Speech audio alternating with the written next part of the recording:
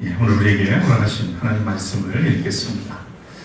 로마서 8장 26절과 27절, 35절부터 39절, 마태복음 13장 31절부터 33절, 44절부터 50절 말씀을 읽겠습니다.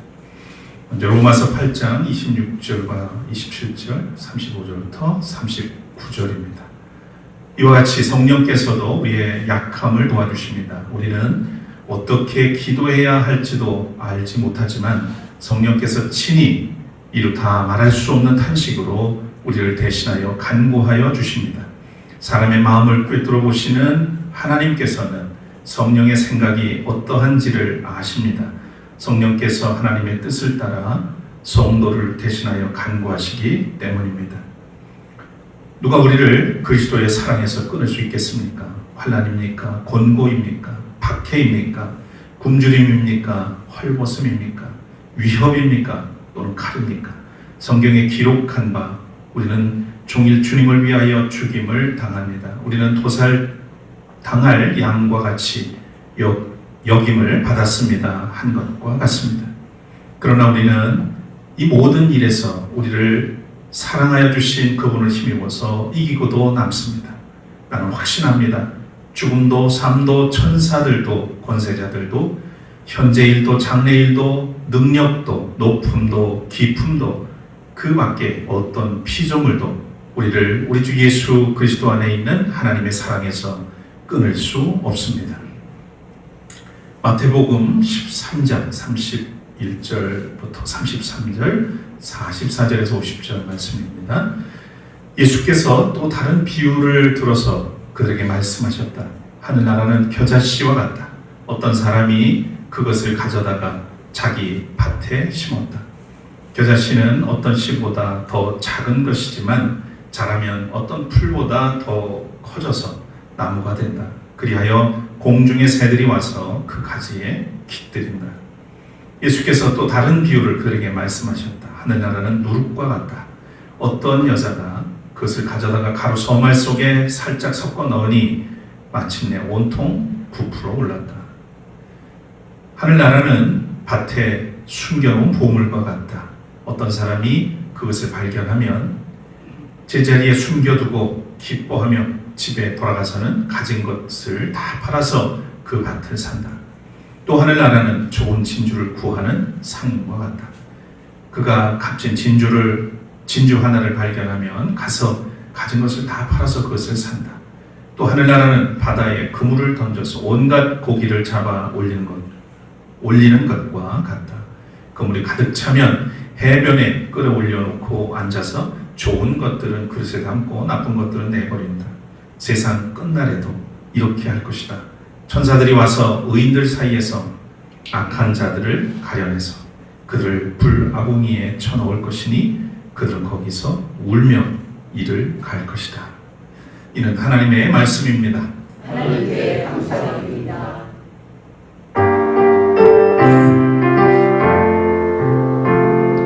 할렐루야,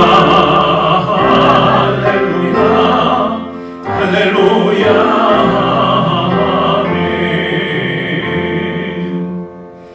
자리에 앉으시겠습니다.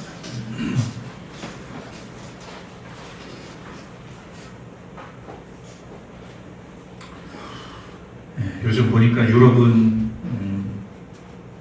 기온이 40도를 오르내리다가 기어코 그 아름다운 숲이 불타는 지경에까지 이르렀습니다. 어제 오늘에서야 기온이 뚝 떨어졌다는 이야기를 합니다만 아무튼 스페인에도 또 프랑스에도 아름다운 숲이 불타고 있는 모습을 영상으로 볼 수 있었습니다. 우리나라도 예외가 아닙니다. 30도를 넘어서 체감 온도가 40도 거의 50도에 육박하는 그런 기온 속에 하루하루를 살아갑니다. 오늘도 이 폭염을 뚫고 예배 자리에 오신 여러분들에게 우리 주님의 위로와 평강이 함께 하시기를 빕니다. 오늘은 가려진 인생길에 피어나는 하나님의 사랑이라고 하는 긴 제목의 말씀을 함께 나누려고 합니다. 찬양을 올리겠습니다.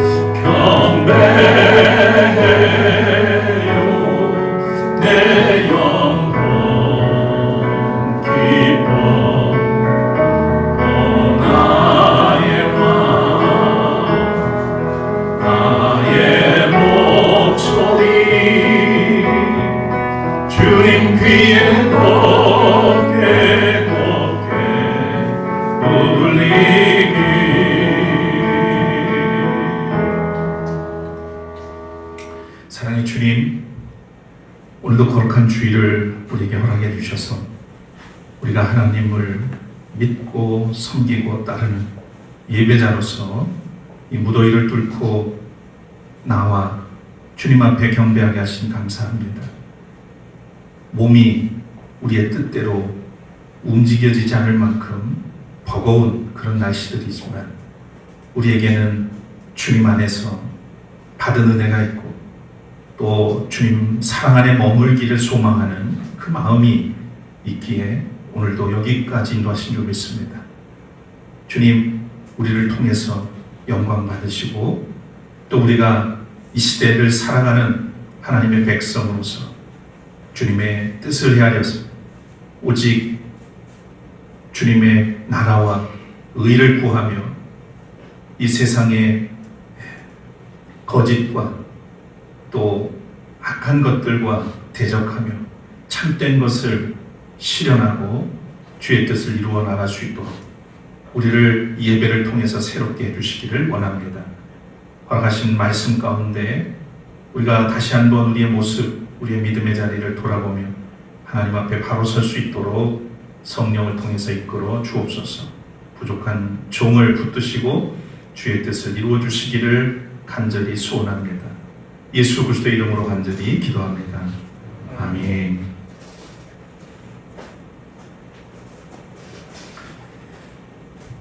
예, 제가 잠깐 동안 알고 지낸 싱어송라이터가 있습니다. 이렇게 대략 따져보니까 한 40년 전에 있었던 일입니다. 제가 보충역이어서 이제 4주 동안 교육대에 들어가서 훈련을 받게 됐죠. 그때 그는 선임 조교였고 저는 훈련병이었습니다. 그렇게 만났습니다. 그런데 동갑내기였고 그는 한양대학교 작곡과를 다녔고 그리고 대화 중에 이제 알게 된 것은 위대한 탄생이라고 하는 밴드, 조용필 밴드죠.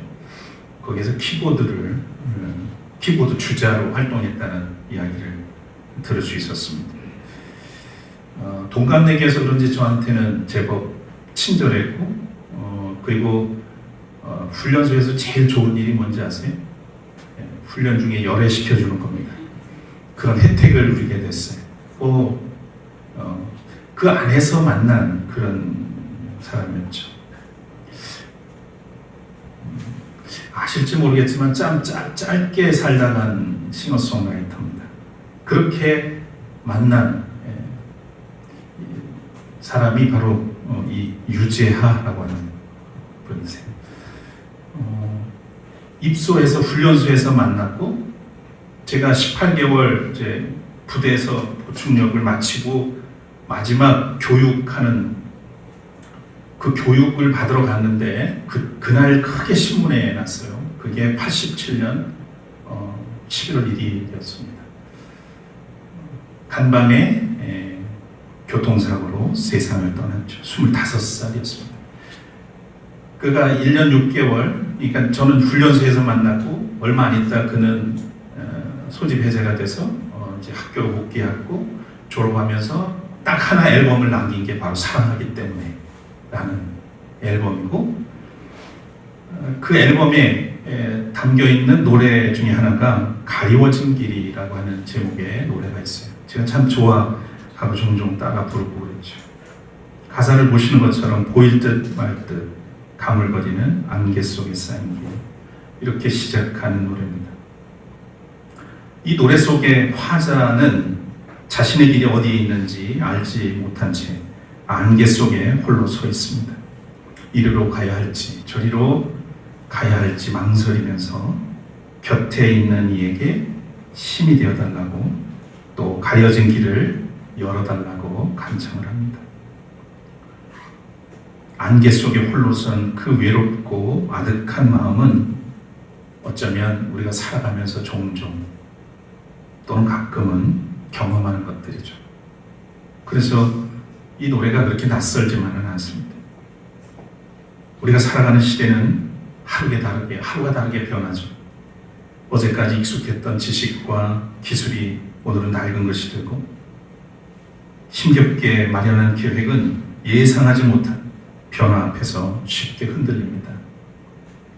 세상은 빠르게 흘러가는데 정작 우리의 삶은 어느 한 지점에 멈추어버린 듯한 그런 때가 있습니다. 오랫동안 기도한 일은 좀처럼 이루어지지 않고 몸은 생각처럼 회복되지 않으며 또 관계의 상처는 쉽게 아물지도 않습니다.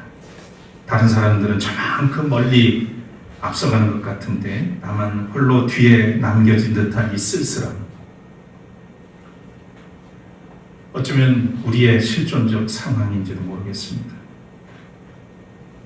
오늘 성서일과 본문은 가려진 길을 지나는 이들의 이야기가 나옵니다. 야곱의 앞날은 속임수와 지연 속에서 뒤틀리게 되고, 예수님이 말씀하신 하나님 나라는 땅속 씨앗이나 반죽 속 누룩처럼 눈에 잘 보이지 않습니다. 로마서의 성도들은 깊은 고통 속에서 무엇을 기도해야 할지조차 알지 못합니다. 그러나 오늘 이 본문들은 한 목소리로 우리에게 선언해 줍니다. 우리의 길은 가려져 있을지라도 우리를 향한 하나님의 사랑은 결코 가려지지 않는다. 그리고 이 모든 소망의 뿌리에는 십자가가 있다. 하나님은 우리 고통 밖에 서서 지켜보는 분이 아니라 그 고통의 한가운데로 친히 들어오신 분이다 라는 사실을 우리에게 밝혀줍니다. 오늘 말씀이 전하는 위로와 소망은 바로 이 믿음에서 출발합니다. 우리가 지난주에 야곱이 도망자의 상황에 놓여있던 이야기를 나눈 적이 있습니다. 이 도망자 야곱이 베델에서 하나님의 약속을 받은 후에 외삼촌 댁이 있는 하란으로 이동을 하게 되죠. 그러던 중에 목동들을 만납니다. 그리고 그의 딸 라헬을 거기서 보게 되죠. 아마 첫눈에 반했던 것 같습니다. 아침에 라헬의 도움을 받아서 외삼촌 댁에 머물게 되면서 이제 외삼촌이 이렇게 일을 하고 있는 야곱과 거래를 하죠. 내가 너에게 뭘 해주면 좋겠냐? 그러니까 라헬을 아내로 달라. 내가 7년 동안 일하겠다. 이렇게 약속을 하고 일을 하게 됩니다. 성경은 이렇게 말하죠. 라헬을 사랑하기 때문에 그 7년이라는 세월을 마치 며칠같이 여겼다. 그만큼 야곱은 라헬과 가정을 꾸릴 생각에 하루하루가 쏜살같이 갔던 거죠. 사랑이 있었기에 긴 노동의 시간도 그는 견딜 수가 있었습니다. 그런데 아시는 것처럼 그 혼인날 아침 눈을 떴을 때 그의 곁에 있던 사람은 라헬이 아니라 레아였습니다. 야곱은 분노하며 외삼촌에게 항의하죠. 외삼촌께서 왜 나를 속이셨습니까? 외삼촌은 이렇게 대답을 합니다. 우리 지역의 전통은 첫째 딸이 먼저 결혼을 해야 둘째도 가는 거다. 그러면서 레아와 성혼의 기간 일주일 동안 잘 지낸 다음에 내가 라헬도 너의 아내로 주겠다 이렇게 약속을 합니다. 그런 다음에 7년을 더 일을 하는 것으로 얘기하죠. 그러니까 우리는 보통 그렇게 알고 있어요. 많은 분들이 7년 동안 일을 해서 얻은 게 레아였고 그리고 다시 7년을 해서 라헬을 아내로 맞은 것처럼 그렇게 이해를 하시는 분들이 많은데 성경을 잘 보면 그게 아니고 7년을 해서 물론 라헬과 결혼하기를 원했지만 레아와 먼저 하게 되고 7일 동안 성혼의 기간이 있는데 그때까지만 기다렸다가 라헬도 주는 것으로 돼 있고 그 이후에 7년을 더 일을 하게 됩니다. 그 시간, 이 시간은 그냥 단순히 라헬을 얻기 위한 기다린 시간이 아니라 이미 얻은 사랑의 값을 뒤늦게 7년에 걸쳐서 삶으로 치러간 그런 세월이라고 할 수 있겠습니다. 어떻게 보면 우리의 삶도 크게 다르지 않습니다. 하나님의 응답이나 약속을 받고 그 응답을 실현하는 데에는 제법 다시 오랜 시간 동안 땀 흘리는 그런 세월이 필요하지요. 언젠가 오랫동안 새 임지를 기다리던 한 목회자의 이야기를 들은 적이 있습니다. 분명히 하나님의 부르심을 받았고, 그런데 좀처럼 그 문이 열리지 않습니다. 마침내 임지가 정해졌을 때에도 자신이 그리던 모습과는 전혀 다른 그림이었던 거죠. 그런데 훗날 그는 이렇게 고백을 합니다. 그 지체되고 답답했던 기다림의 시간이 없었다면 저는 지금 맡겨진 이 사역들, 또 성도들의 아픔을 제대로 헤아릴 수 있는 사람이 되지 못했을 겁니다. 그 시간이 바로 담금질을 하는 그런 시간이었다는 거죠. 우리는 하나님의 약속을 받았지만 그것이 즉각 현실로 되지 못할 때 많은 좌절들을 합니다. 소망을 잃어버리기도 하죠. 그런데 지나고 나서야 그 시간들이 오히려 나에게 얼마나 유익했는지를 깨달을 때가 많습니다. 이 목회자의 이야기는 남의 이야기가 아니라 제 이야기이기도 합니다. 참 늦은 목회의 시작이었고, 다른 목회자들, 동료 목회자들에 비해서 한 10년 정도가 늦었으니까요. 마음은 참 조급했는데 하나님은 그게 그렇게 중요하지 않았던 것 같아요. 그런데 그 시간들 속에서 저는 배우고 깨닫고 제 자신을 돌아볼 수 있는 그런 시간들이 참 많았던 것 같습니다. 오늘 창세기의 29장에 나오는 이야기, 여기는 야곱만의 아픔이 나오진 않습니다. 이 레아와 라헬의 아픔도 얽혀있는 모습을 보게 되죠. 두 딸은 아버지 라반의 탐욕과 이해관계 속에서 자신의 뜻과 상관없이 거래의 대상이 됩니다. 그러나 성경은 버려진 것 같은 인물들의 이 아픔을 그냥 지나치지 않습니다. 한 예로 창세기 29장 31절에 보면 주님께서는 레아가 사랑을 받지 못한 것을 보시고 레아의 태를 열어주셨다, 이렇게 기록되어 있습니다. 저 사진에서, 그림에서 보듯이 야곱은 오로지 라헬을 향해서 시선이 가 있습니다. 그의 삶은 온전히 라헬만을 향해 있었죠. 어쨌든 원튼 원치 않든 결혼한 첫 번째 아내가 레아인데 그에게 시선을 주지 않습니다. 그런데 그 레아를, 야곱도 제대로 돌보지 않는 레아를, 야곱이 외면한 이 여인을 하나님이 먼저 찾아주셨다는 거죠. 뒤처진 듯 낙심한 우리를 향한 하나님의 따뜻한 시선이 있다는 것을 우리는 레아를 향한 하나님의 마음에서 읽을 수 있습니다. 상대적으로 비교하면서 우리는 살죠. 그러면서 하나님은 저 사람을 특별히 사랑하시는 것 같아, 나보다 더 사랑해 주시는 것 같아, 그럴 때가 얼마나 많습니까?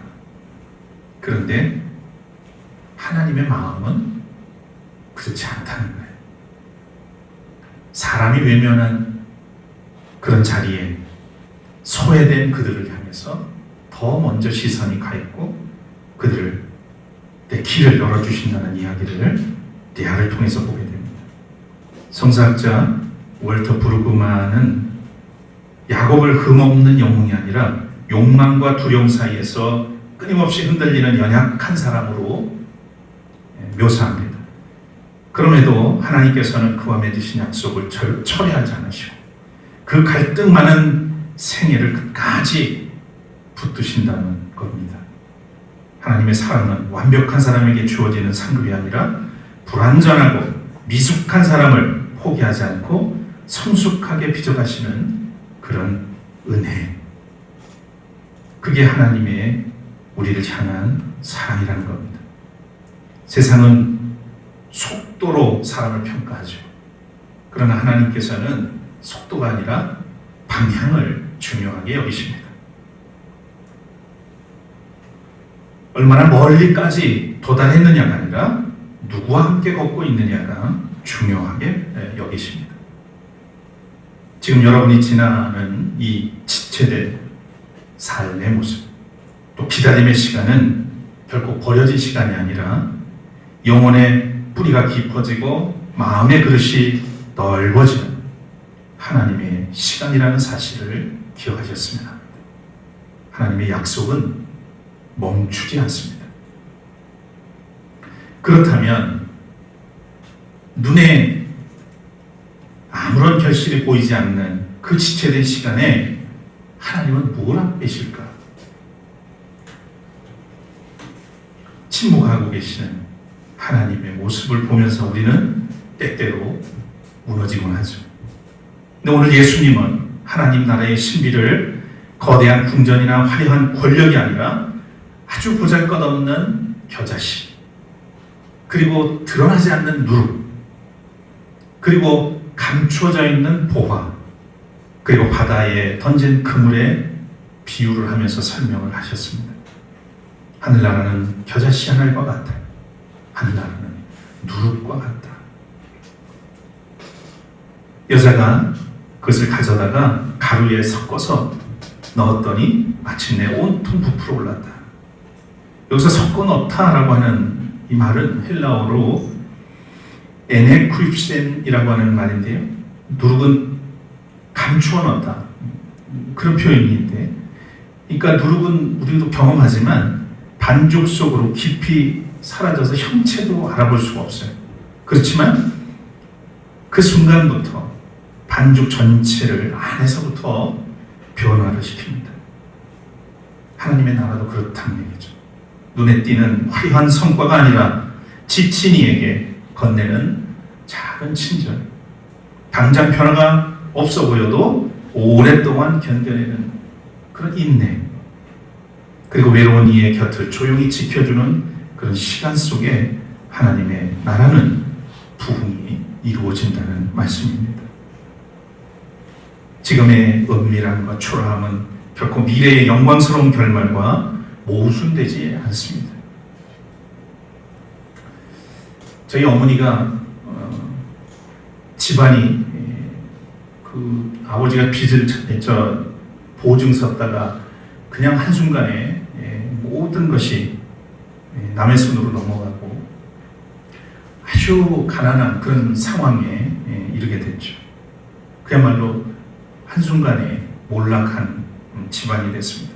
그 집안의 모든 살림을 책임지던 어머니가 얼마나 삶이 고달프고 괴로웠겠어요. 그건 제가 태어나기 이전의 일입니다. 제가 태어났을 때는 아주 초가집에, 토담집에 그런 집이었어요. 조그만. 근데 형들이 저희 집이 우리 집이 우리가 살던 집이라고 늘 동네에 있었으니까요. 그 지날 때마다 참 부러웠죠. 근데 저희 어머니가 가족은 12를 낳으셨고 자녀는 제가 태어나서 이렇게 의식이 있는 정도부터 느끼는 거는 그저 그 가녀린 몸을 끌고 교회에 가셔가지고 새벽에도 전혀 빠짐없이 예배당에 가서 기도하는 모습이에요. 그리고 제가 초등학교 어머니가 돌아가시기 전까지 저를 늘 데리고 기도를 하셨죠. 그 기도 속에는 그렇게 장한 기도가 아니에요. 우리 자녀들 위해서 기도하시면서 뭘 해줄 수 없는 그런 상황 속에서 자녀들을 위해서 하나님이 우리 어머니는 그렇게 기도의 끈을 놓지 않으셨어요.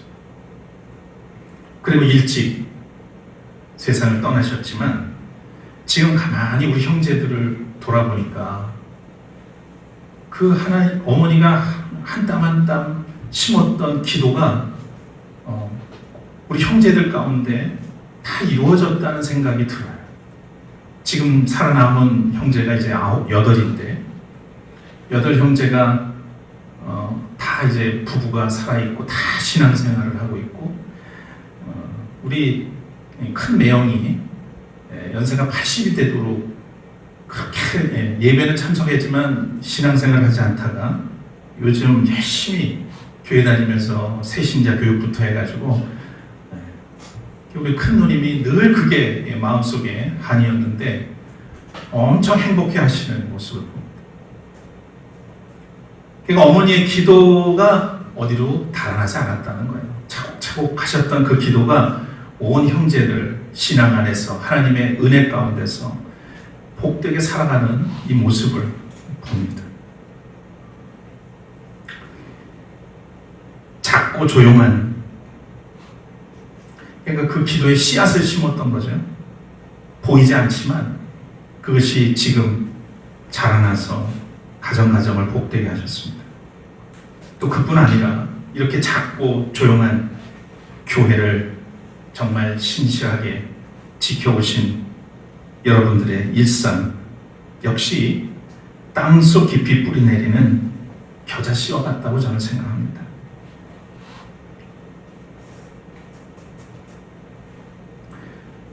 하나님 나라는 그런 곳이다. 드러나지 않고 참 보잘것없는 것 같지만 그것은 놀랍게 씨앗처럼, 겨자씨처럼, 누룩처럼 그렇게 변화의 역사를 이룬다는 겁니다. 예수님은 이뿐 아니라 하나님 나라는 밭에 숨겨놓은 보물과 같다 말씀하셨어요. 보물은 평범하고 거친 흙 안에 감추어져 있었습니다. 겉으로는 알 수 없는, 전혀 있을 법하지 않은 그 속에 있었다는 거죠. 뭘 얘기할까요? 이것은 내일 무심꽃이나 치던 그 일상과 기다림의 밭 밑에 하나님의 보화가 숨겨져 있다는 의미일 겁니다. 더 나아가서 예수님은 하나님 나라의 종말론적 완성을 그물 비유를 통해서 우리에게 보여주십니다. 또 하늘나라는 바다에 그물을 던져서 온갖 고기를 잡아 올려 모으는 것과 같다. 그물이 가득 차면 해변에 끌어올려 놓고 앉아서 좋은 것들은 그릇에 담고 나쁜 것들은 밖에 내버린다 그랬어요. 지금 우리가 사는 세상과 일상 속에는 좋은 것과 나쁜 것들이 있죠. 의문과 이해할 수 없는 고통이 엉켜 있습니다. 하나님의 일하심이 더더욱 가려진 것처럼 그렇게 보이죠. 그런데 주님은 약속을 하십니다. 바다 아래서 그물이 조용히 차오르듯 하나님은 역사의 그물을 거두어 마침내 모든 불의와 눈물을 바로잡으시고 선한 것을 모으실 완성의 날을 향해 가고 계시다는 겁니다. 그래서 지금 눈에 보이지 않는다고 해서 우리가 낙심할 필요는 없다는 말씀입니다. 주님의 약속을 신뢰하는 게 믿음이에요. 성서에 약속하신, 말씀 속에 약속하신 그 약속이 우리의 삶을 통해서 반드시 실현될 것이라는 그 믿음. 그래서 보이지 않는 곳에서 하나님의 나라는 여전히 자라고 있고 완성되어 간다고 하는 사실을 우리는 기억해야겠습니다. 삶의 길이 오래 가려져 있고 끝이 보이지 않으면 우리는 기도하기조차 어려울 때가 있죠. 이런저런 기도를 하다가도 시간이 지나면 아예 기도 소리가 나오지도 않을 뿐더러 그냥 탄식만 하고 한숨, 눈물만 흘릴 때가 있습니다. 돌아보면 어쩌면 그런 순간들이 참 부끄러워지기도 하지만 바울은 우리를 향해서 이렇게 말씀합니다. 이와 같이 성령께서도 우리의 약함을 도와주십니다. 우리는 어떻게 기도해야 할지 알지 못하지만 성령께서 친히 이루 다 말할 수 없는 탄식으로 우리를 대신해서 간구해 주십니다. 여기서 도우시는 성령, 무거운 짐의 반대편을 함께 맞잡고 들어올리신다는 그런 뜻이에요. 도운다는 말은. 성령은 우리가 짐을 지고 끙끙거리는 그런 모습을 관망하시는 분이 아니라 우리 탄식의 현장에 친히 들어오셔서 짐의 다른 한쪽을 어깨에 내어주시는 분이라는 겁니다. 하나님은 인간의 고통 밖에 서 계신 그런 분이 아니라 그리스도 안에서 십자가의 고통 한가운데로 친히 들어오셨죠. 십자가는 결코 아름다운 사건이 아닙니다. 무죄한 이에게 가해진 무자비한 폭력이었죠. 그러나 하나님은 그 가장 깊은 죽음과 실패의 자리에서 부활의 생명을 일으키셨습니다. 그래서 바울은 단언을 합니다.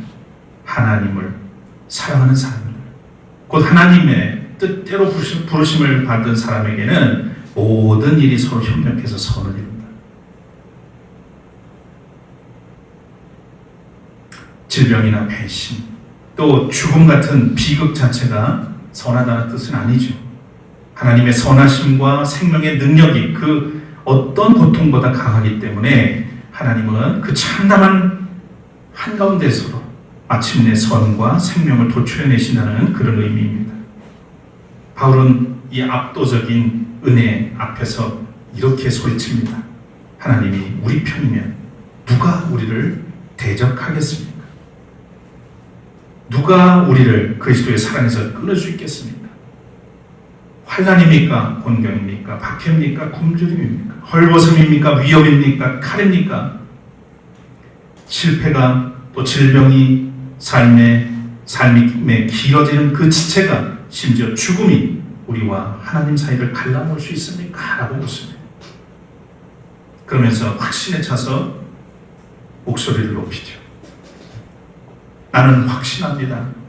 죽음도 삶도 천사들도 권세자들도 현재일도 장래일도 능력도 높음도 깊음도 그 밖에 어떤 피조물도 우리를 우리 주 예수 그리스도 안에 있는 하나님의 사랑에서 끊을 수 없습니다. 하나님은 이미 십자가에서 당신의 전부를 내어주시며 그 사랑을 증명해 주셨습니다. 그러므로 우리의 삶이 좀 더디더라도 하나님의 사랑은 늦어지지 않습니다. 우리가 스스로를 신뢰하지 못하는 순간에도 하나님께서는 결코 우리를 놓지 않으십니다.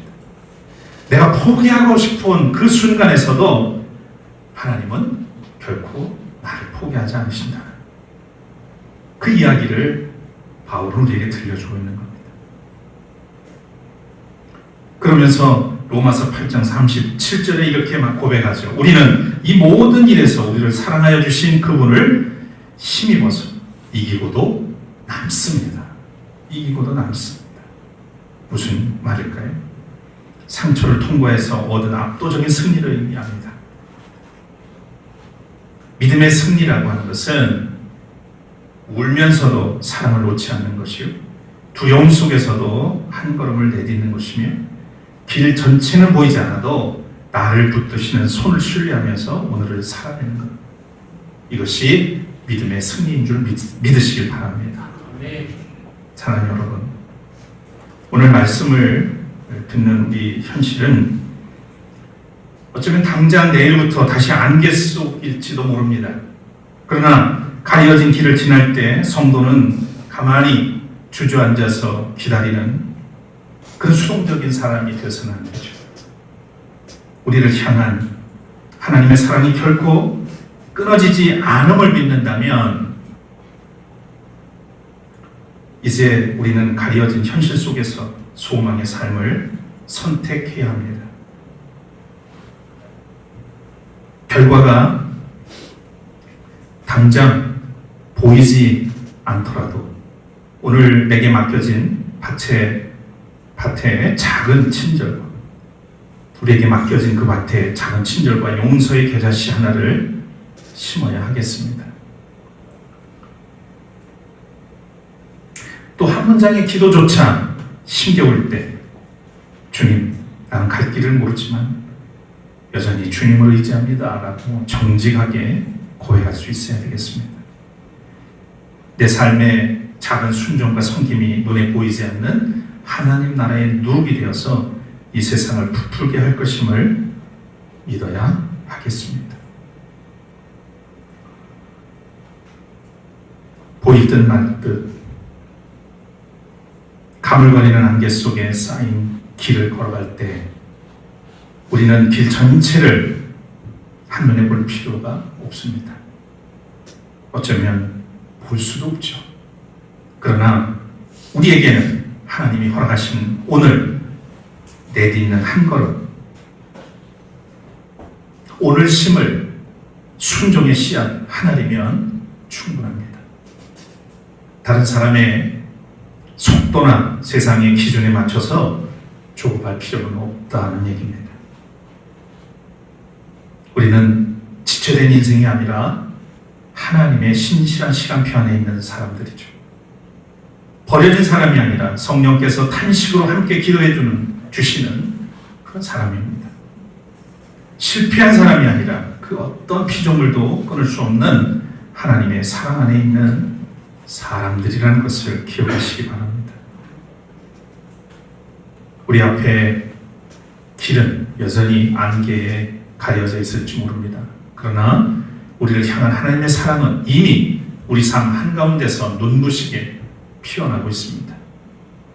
그 끊어지지 않는 사랑을 신뢰하면서 오늘 소망의 한 걸음을 담대하게 내딛는 그런 성도들이 되시기를 주의 이름으로 축원합니다. 거듭의 기도를 드리겠습니다.